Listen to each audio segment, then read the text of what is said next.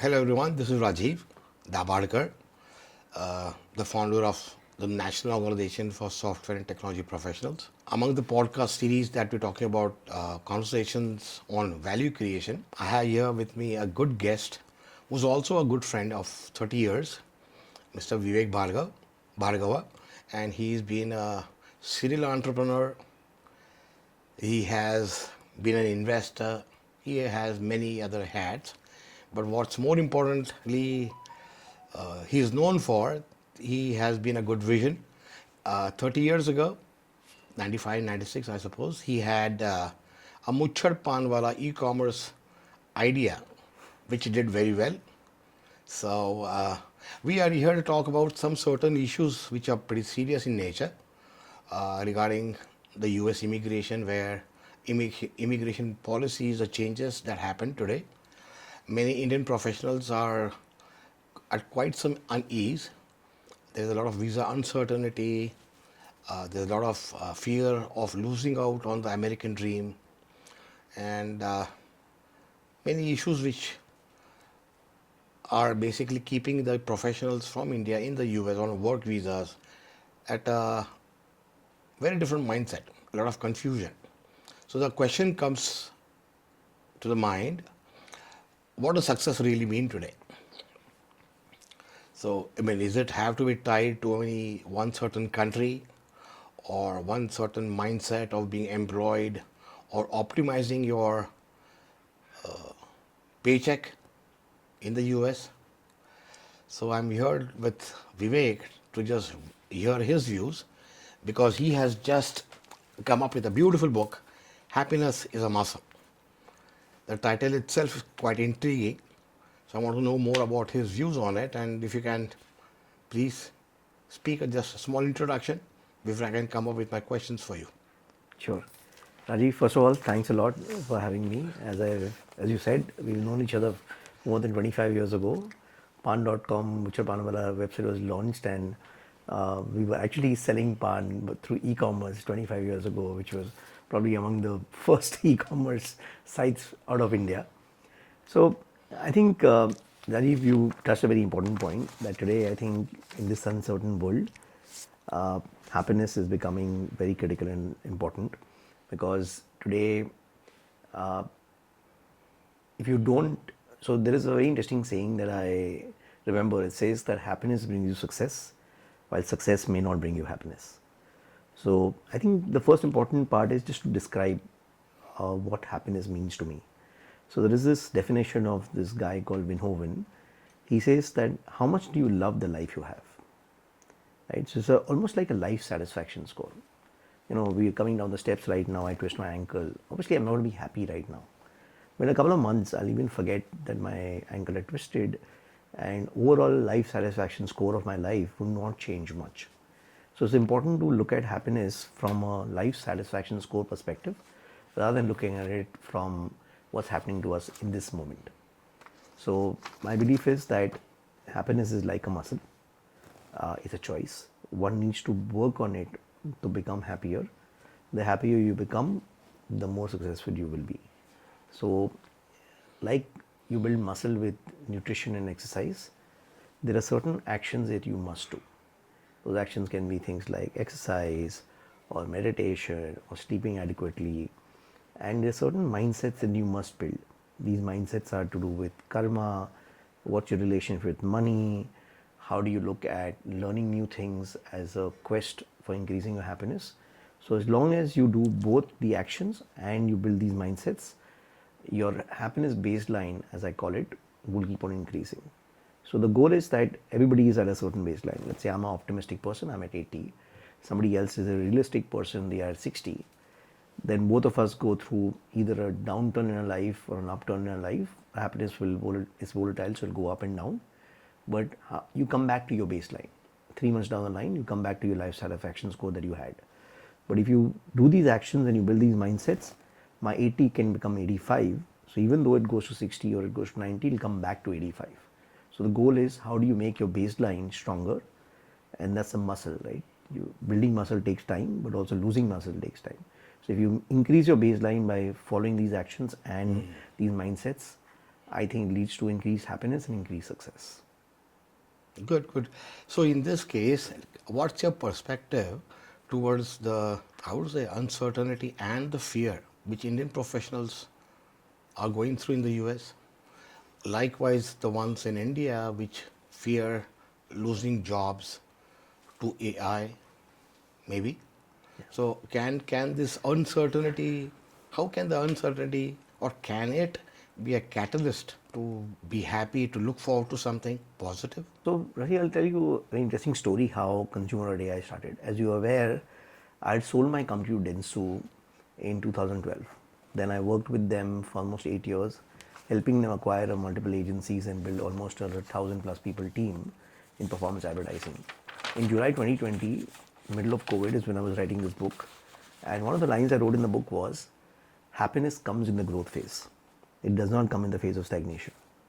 Next morning, I quit Dentsu. We raised about $4-5 million, and three of us co-founders started Consumer.ai. So the goal was that when you're in that growth stage, I could have rested on my laurels. I had already sold a company. I had more money than what I knew what to do with it. I was pretty, in a way, content. The goal was not to make me more money, but the goal was to be in that growth zone.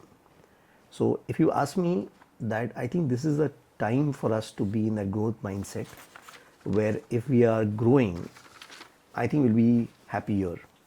Otherwise, you become on that treadmill and you're going to keep running forever. And if you honestly ask me, the lifestyle that people have today in the world, let's put it this way, I think most of us have a better lifestyle in India than a lot of us, what we can actually imagine outside of India. So I think, but the most important part is if you're in the growth mindset where you're learning new things every day and you're growing in life, I think you'll be happier than to be in a stagnated phase of your life. So I think this uncertainty is creating this ability for us to be in that growth mindset. And I feel that as an entrepreneur, building that 0 to 1 journey from scratch all over again, I look forward to each day and I'm actually happier than what I would have been if I was stagnating in what I was doing earlier. That's actually a very interesting, raises a very interesting question. So, are you saying money will bring you happiness? And if it is, a job out of India makes you earn more money. So, shouldn't those out of India be more happier than those we are in India? And secondly, maybe it's an extension to what I've been asking. Would wealth creation, as you define happiness, would that be a long-term game plan? I mean, how do you correlate? Because that's what you've been writing about. Two of your TEDx, speaking speeches actually, I was viewing. One says, money can buy you happiness. Another, happiness is a muscle. So there was kind of a conflicting, contradictory messages which I perceived. I want to hear it from you. So first of all, a lot of research has shown that money does bring you happiness. Okay. The joke is that, let's say, money may not be the key to happiness, but it's more comfortable to cry in a Rolls Royce than on a bicycle. So the fact of the matter is, I read that So- Facebook post of years ago. but I'll tell you on a serious note, right? What happens is till the time you make about $60,000-70,000 a year, money and happiness is directly proportional. Let's say if you're drawing $20,000 a year, it becomes 40,000. In a way, your happiness may actually double. When 40 becomes 80, may double again. But when 80 becomes 160, your happiness could go up by 50%. 160, 180 becomes 360. There is a possibility your happiness will grow about 25%. So the thing is, once your physical needs are met, the basic necessities that you have in your life is sort of taken care of, then increased money does not increase happiness in the same proportion. So if you're a billionaire and you become a multi-billionaire and you have $5 billion, maybe your happiness goes up by only 5% because you could already buy whatever you wanted to buy at $1 billion itself, right? But the fact of the matter is that the way I have looked at it is that if you really want to still use money to increase your happiness, I have described this thing, a principle that I've been following for the last 25-30 years of my life. I call it the 4X philosophy. So whatever things that I own today, or whatever experience I'm actually going through today, I try to increase the experiences or the objects that I buy by 4x. So what it does is that it first of all forces you to get your priorities straight. So let's say I'm fond of shoes. So I will 4x my shoes multiple times, and if I've reached a certain stage in my life, let's say $1,000 shoes, my next shoes, if I do decide to upgrade, will be $4,000. But some things are not important to me. Let's say the shirt I'm wearing. So I've capped myself, let's say I wear a $100 shirt today. I don't think I'm ever going to buy a $400 shirt or a $4,000 shirt ever. But music speakers for me is important. So today, if I'm buying a certain music speaker for X price, it looks at 4x, 16x. Till the time I can afford better and better music speakers, I'll keep on upgrading it. So it tells you what are the things that are important to you, what are your priorities, and what are not. So is it not similar to the optimization of your salary? No, it's not. Waiting for a Because generally what promotion? happens is that most people in life, they incrementally grow their lifestyle. They don't grow it exponentially. So what happens is like a children growing up. You don't see them grow up. They just grow up. When something changes dramatically, there is something called hedonic adaptation. So what happens is that if something becomes, let's say you buy a car which is 10% better than your today's car, in 2 weeks you'll forget that you bought a new car. But if you buy a car which is 4x your current car, there is a possibility even after a year or 2 years you're going to feel a joy when you sit in that car. So whenever something increases exponentially, there is significantly more longevity of joy from that object. And this can be like I've been to Arctic Circle, or I've been to Everest Base Camp, or I've gone to Harvard OPM. These are 4x experiences, either in investing in education or traveling to a new place, which is 4x of your normal holidays I've taken in the past. The other benefit also is that this, in a way, gives you this visibility of your life, that how your life has improved dramatically over the last 10, 20, 30 years. Because when I look around, I have something which is X, something 4X, something 64X, something 256X. So I see that, okay, you know what, my lifestyle has changed dramatically because I have these two objects which are 256% better than what, or X better than what I used to have earlier. Also, because I know what I want in each of the areas of my life, in a way, the laws of the universe, the secret book, those things happen to me because I know what my heart desires, the universe. I'm right now reading this book called Transurfing, which is an interesting book on, in a way, extension of the secret, where if you visualize a parallel life for yourself, then those things actually transpire in your life. So I've seen a lot of benefits. Like I rarely have to downgrade in my life because I have a buffer for everything that I want to get in the future. So automatically downgrades becomes lesser. Also, it makes you extremely ambitious, right? Because buying 4x house or buying a 4x car, so if my house was $100, next house is 400, 1600, and then it becomes 6400, right? So you ask me, the ambition becomes extremely, you have to be extremely ambitious, but also what it does is makes you patiently ambitious. Because once you upgraded something 4x house, next one, even if you want a mortgage, you won't get a mortgage. So you will have to earn enough money to afford that 4x life, right? Also makes it very purposeful, because let's say suppose I upgrade my car by 4x and it was not the right choice, I will live it for a long period of time before I upgrade it now by 16x. So your choices in life become very purposeful. I've seen tremendous amount of benefits, but this is just one of the beliefs that I talk about, right? That in a way, if you want to, and I'm not talking about money brings you happiness, I'm saying that let's say you have money and you want to use your money to increase your happiness. So this is the one belief that I've followed, which has helped me. But beliefs are, so actions are universal. So if people who exercise will be happier than people who don't exercise. True. People who sleep adequately will be happier than people who don't sleep adequately. People who meditate will be happier than people who don't meditate. However, beliefs are personal. So I may have a view towards money, a mindset towards money, which I've used as a hack to increase my happiness using money. You may have a different belief about money, a different belief about something. It's personal. But all I'm saying is that you need to have some beliefs along with the actions if you want to increase your happiness and you want to build your happiness muscle. What belief you have, any belief that empowers you should be your belief. Any belief that you feel limits you should be removed from your life.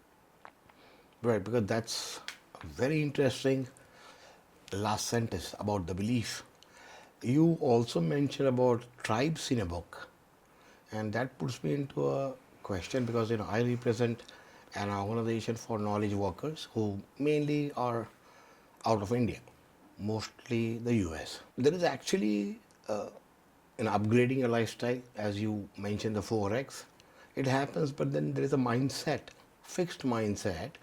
If I'm in IT in Bangalore, I would like to upgrade myself, go out of the country, do a job in the Gulf maybe, eventually the UK, Europe, or the US for a better pay. But then it doesn't convert to, as you say, the happiness quotient as in wealth creators globally. So So I'll how do share with you, how do you, you yeah. an interesting story, and then I'll come to two of the mindsets that I've described in my book.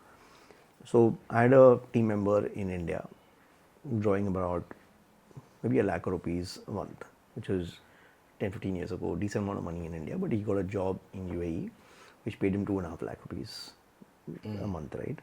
So significant increase in salary. Obviously, he was extremely happy to get that offer, and obviously I couldn't retain him, so he went to UAE.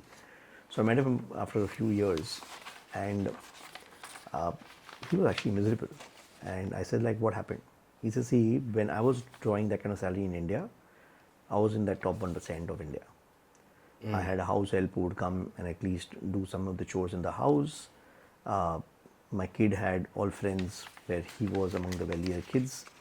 If he went to eat somewhere in McDonald's or whatever XYZ, it was considered a big thing, and I could walk into a toy shop and buy whatever toy my kid wanted, right? Today in UAE, at 2.5 times the salary, I am actually among the poorest people in the city. So what happens is that we have to save every single dollar. If I walk into a store, there are toys that cost 2 lakh rupees. So he cannot make a choice and buy whatever he wants to buy. We can almost limit what he can buy.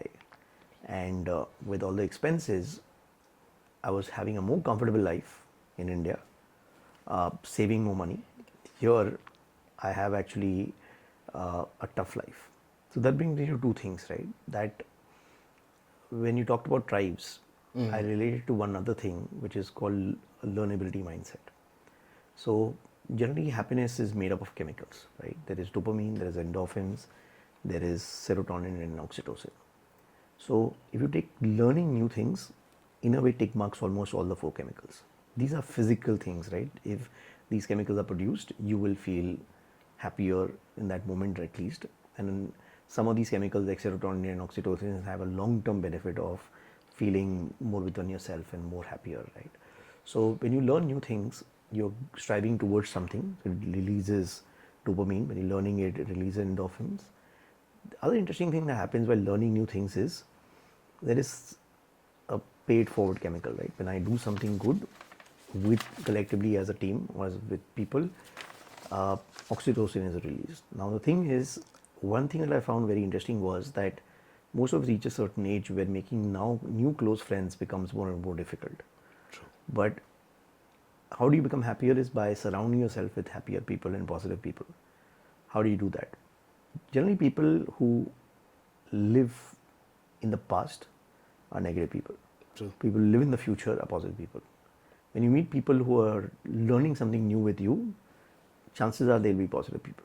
Because they're positive people, that's the reason they are thinking about the future, that's the reason they're learning them something new, right?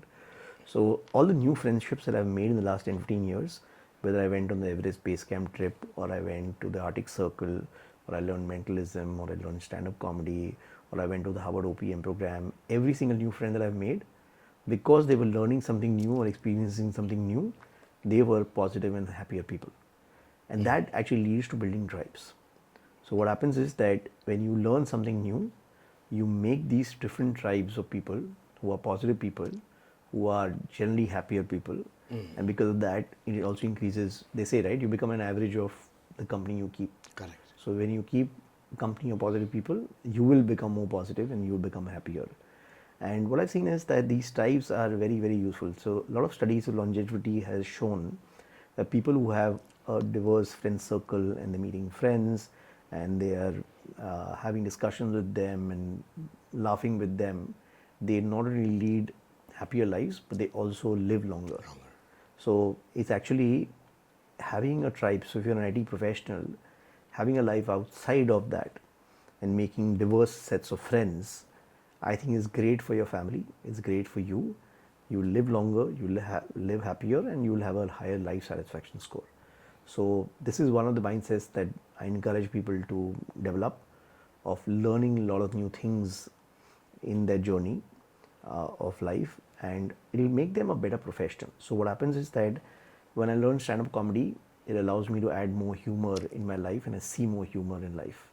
When I learn mentalism, increases recall value, because I guess somebody's password, they don't forget me that easily, so increases recall value. If I look at experiencing new things, about going to new places, you spend 7-8 days traveling with someone, you become very, very close very, very quickly, because you're experiencing something wonderful for the first time, right? You see a polar bear, or you see 100 beluga whales. So the people who are there with you, those memories get etched in your life forever, and they also don't forget it. So basically what happens is you build so many close friendships with different types of people. So this one thing which is one of my mindsets in the book, that if you learn new things on a regular basis, you will end up building a lot of positive tribes in your life, and these tribes will help you live a life which has more life satisfaction. Interesting. So, another question, this definitely makes sense, but how do you tell the audience who probably are not able to find purpose beyond a paycheck? All probably they may be striving for is to get the better paycheck, to optimize what they have, maybe get a 10% increment or 15% increment, that's about it. We were just, while we were waiting outside, upstairs, we were discussing AI is going to take away quite a good amount of jobs within probably a year or two. So how do you find a purpose? Also, sorry, an extension of that, those who are looking at India to come back and probably do something long term, which basically would give them a purpose in life, bring some meaning to their life. What do you have to say to those So who are thinking at something?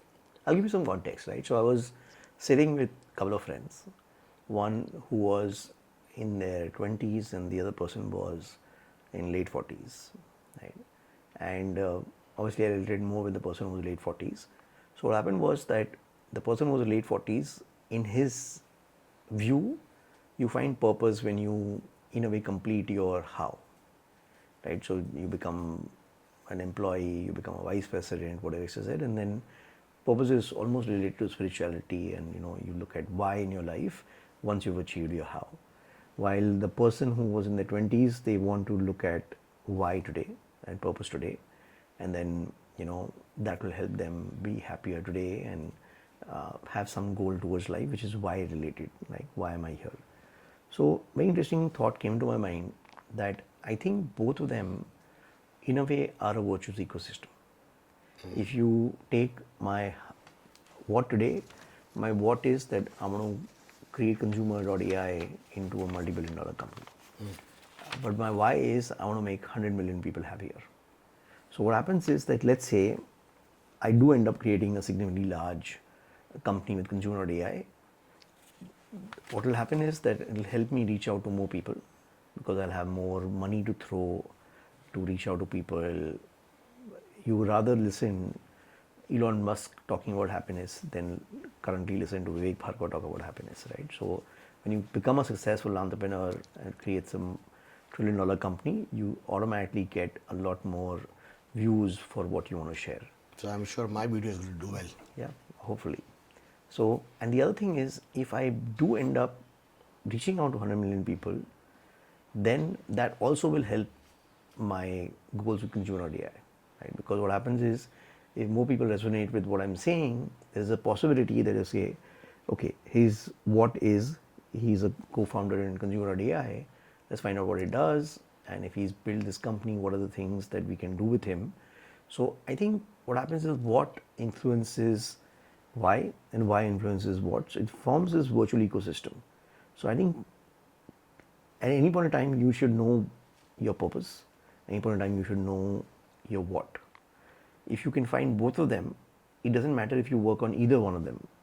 If one of them achieves a certain goal, the other will automatically benefit out of it. So it's a virtuous ecosystem that you end up having. And see, when you mentioned about, a 10% pay rise or a paycheck or looking at life, so let's be clear, right? That till the time you earn around $80,000 a year, very clearly, what will increase your happiness is money. Correct. If you are right now drawing $40,000 a year, please work on increasing that. Now that you don't have to look at wealth creation, you don't have to look at philosophies. If you make $80,000 a year from $40,000, you will increase your happiness substantially. So there is no use being at $20,000 a year and saying that, okay, I want to increase my happiness using philosophy.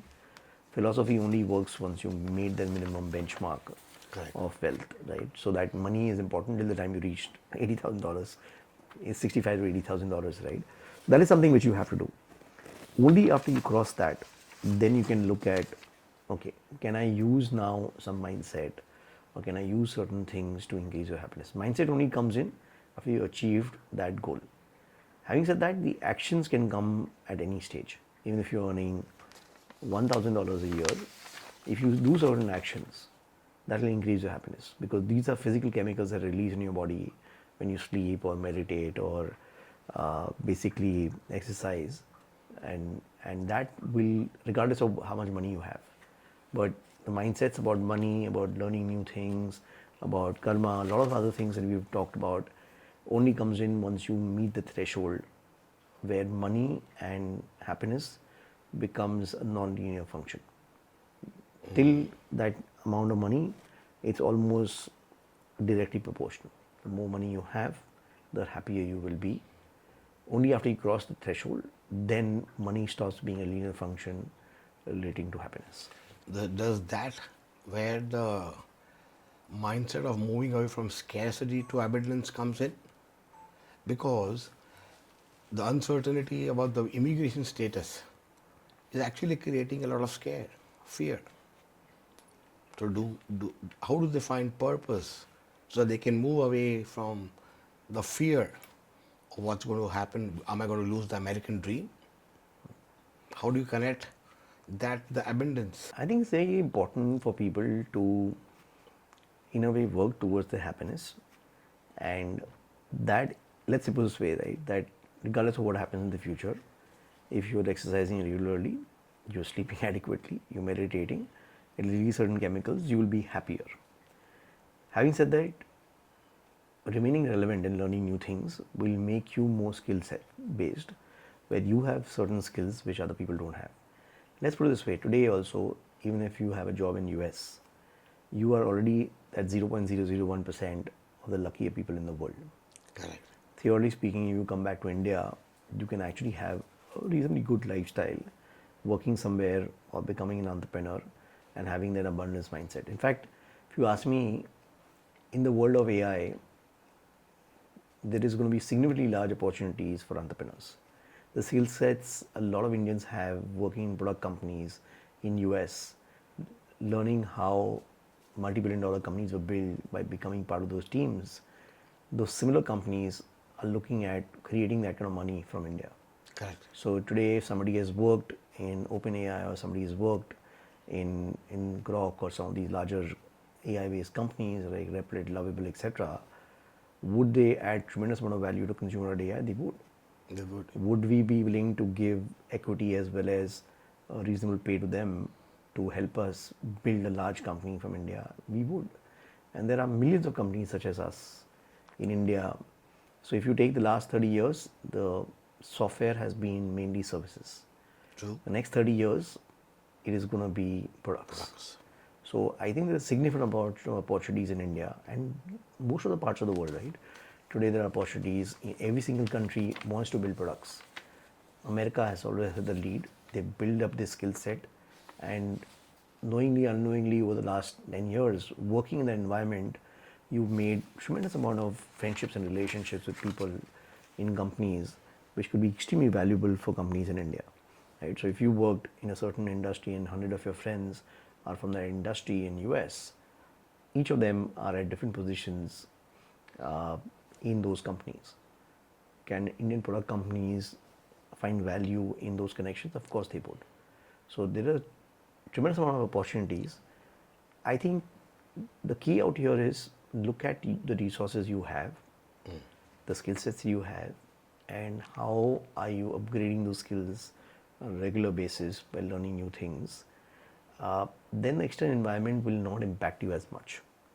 So when I built my services company, it was a very different skill set. Now we're building a product company, it's a very different skill set. We've had to raise capital, we've had to invest almost like $3-4 million before we hit our product market fit. We had to look at global markets rather than India as a market. Going and reaching out to new people in a new country is not easy. So overall, it makes me happier because of that uncertainty and doing things that I haven't done before rather than doing something. I could have built a digital marketing services company in my sleep, but where was the joy in that? You've been doing that, done that. Exactly. The reason that we started Consumer.ai was that it takes us in this growth zone. We're doing things we haven't done before, and doing those things is increasing joy.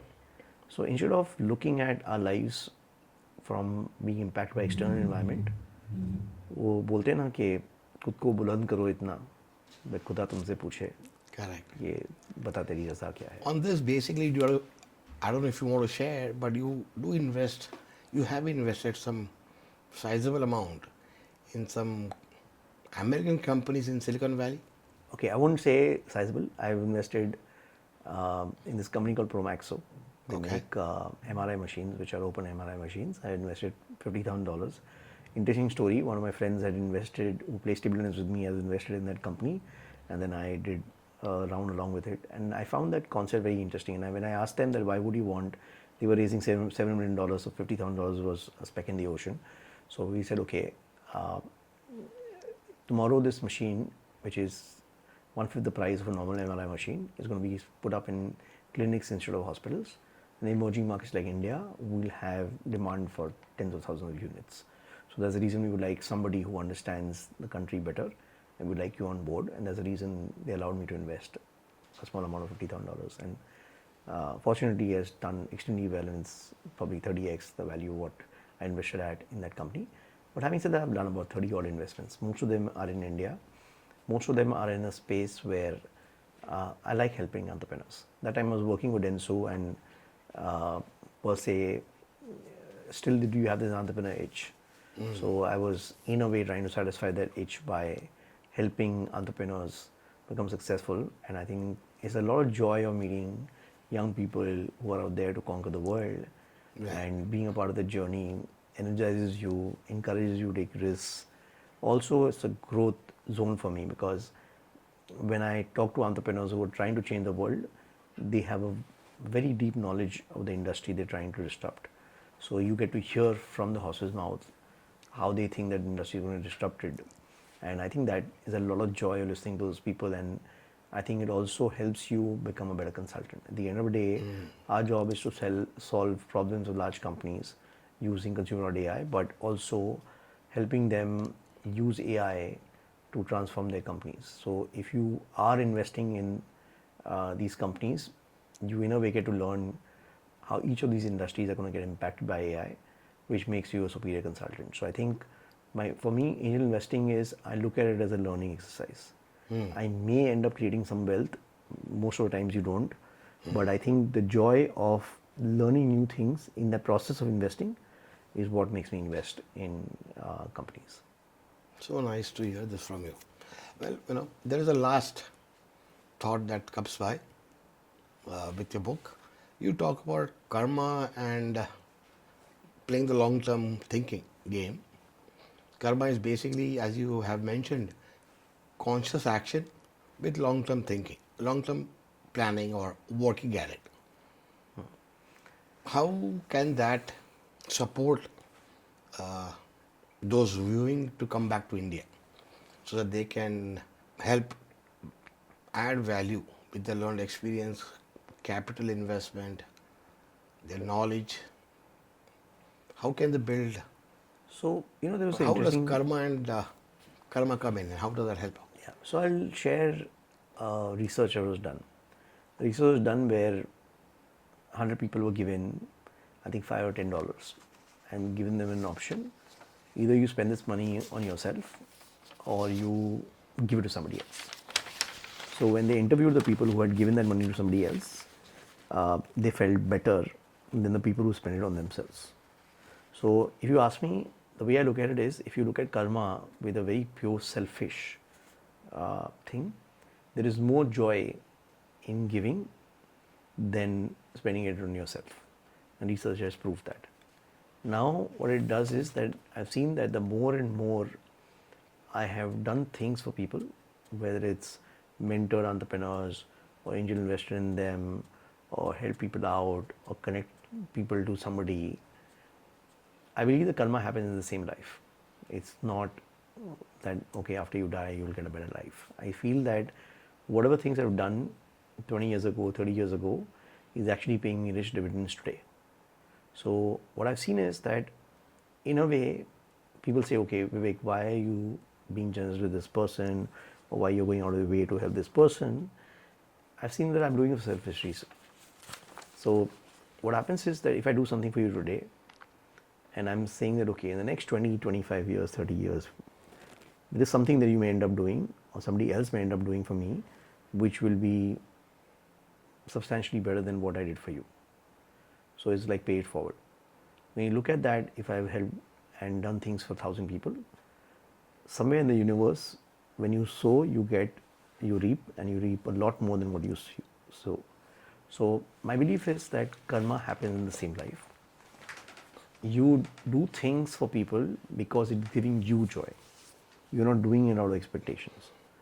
Plus what happens is that when you look at long term, then if I do something for you today and then you don't do something for me tomorrow, if I'm doing it out of the expectations for tomorrow, then I'm going to be disappointed, I'm going to be unhappy. But I believe that the universe will do something back for me over a 20-year period. Then what happens is I lead a joyful life. So oxytocin and serotonin is produced when you have, in a way, peace with yourself. So when I do something for somebody, I'm looking at it from a 20-year perspective. So I'm actually selfish. I'm expecting something back. But I'm not expecting something back from you. I'm expecting something back from the universe. And it's proven to me that whenever I've done good things in my life, so let's say if there is some people who speak positive about me, but I would say there'll be very few people who will speak negative about me. So even if somebody has not been fair to me in my life, I have always made sure that I let's say forgive and forget. Sometimes it happens, we have a discussion with the family also, that how can you be so good with this person when the person has not been fair with you. I've seen that life is too short. It actually doesn't matter. In the longer term, if I take care of everybody, some people may not be fair with me, but in the longer run, the universe will give me back much more than what I expected. So in this context of no stops, I think there is a lot of opportunity of start mentoring companies in India from US. So I would encourage a lot of your target audience to start looking at entrepreneurs, do small amount of angel investments with them, start mentoring them, helping them in building a better product, helping them tap the US market. This will lead to a significantly large opportunities for them, because some of these companies will end up raising Series A, Series B. Some of these companies will require full-time positions. Some of these companies will require a US presence. So if you ask me, that not only you'll feel great while you're doing it, because mentoring entrepreneurs, working with them, helping them build successful companies is an extremely joyful process. But in that itself will lead to significantly large opportunities in the long run, because at the end of the day, some of these companies will become significantly large companies, and you may have a board seat, you may have some equity, and you may have connections, which will lead to significantly large career opportunities for you too. So if a lot of today tech senior people in US start helping entrepreneurs in India, I think they'll feel a lot of joy while doing it, but more importantly, it may open new career opportunities which they would have not anticipated at this point in time. Also, as a compromise, what if the American dream doesn't work? I think India can be an opportunity for you to come back and look at India as a tremendous opportunity to actually bring some value with your learned experience. It's not only specific to US, I would say, but anywhere who are out of India looking at India from outside, I think there's a lot of opportunity to be made. It's not about the US or India specifically either, but it's all about asking yourself, is it only about a paycheck to another paycheck, or is there something I could do to add a more value to my life and those around me? Thank you, and catch you on the next episode. And Vivek is handle online is Joyful Vivek. So please follow him. Thank you. Thank you, Rajiv. Pleasure to be here. Thanks for having me.